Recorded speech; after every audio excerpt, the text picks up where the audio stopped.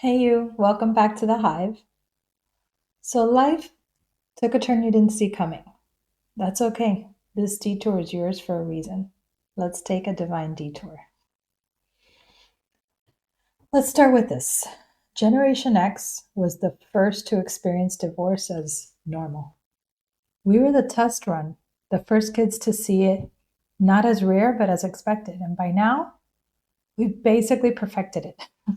We know what to do, what not to do, if we don't want to completely fuck up our kids.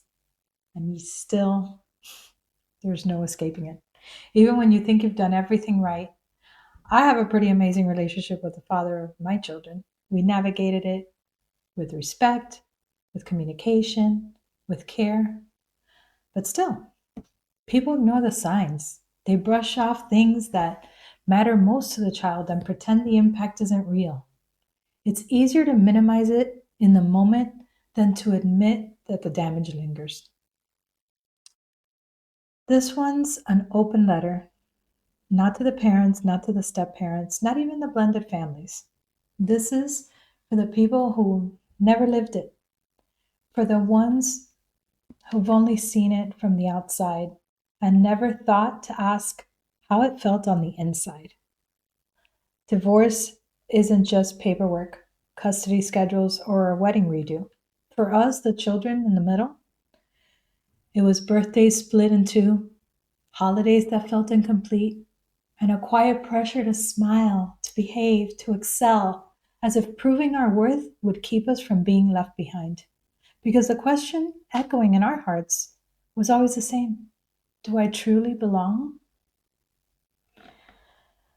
From the outside, maybe it looked like resilience. You might have thought kids are adaptable, they'll be fine. But what you saw as strength was often fear wrapped in performance. And what looked small to you, a missed invite, a passing joke about the other house, was anything but small to us.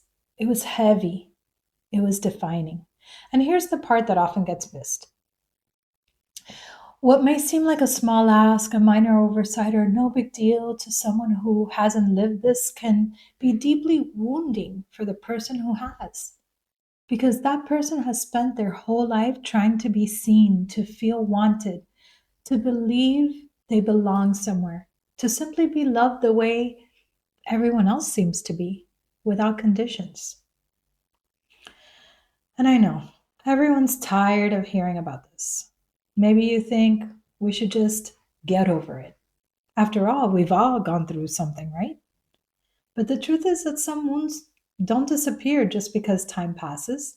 They echo, they repeat, they show up in how we love, how we trust, and how we carry ourselves in rooms where belonging was never guaranteed. And this isn't only about divorce, it's about anyone who's carried the weight of being misrepresented, misunderstood, or unseen. LGBTQ children, immigrants straddling two cultures, the black sheep of the family that doesn't look like everyone else, who doesn't think like everyone else, and are quietly punished for daring to be different. Anyone who's ever walked into a space and felt like their story was the shadow in the room.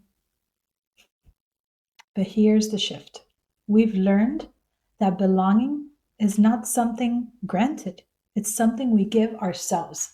Reparenting means telling our younger selves, I see you, I am you, you are me.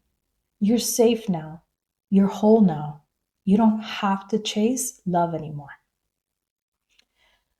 And when you have lived it, you carry a greater responsibility, a responsibility to not repeat the cycle, not to make the people you love feel the same ache that you carry in your own scars.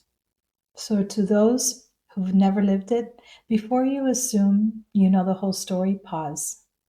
And to those who have lived it, we made it. We're still making it. And finally, we're doing it on our terms.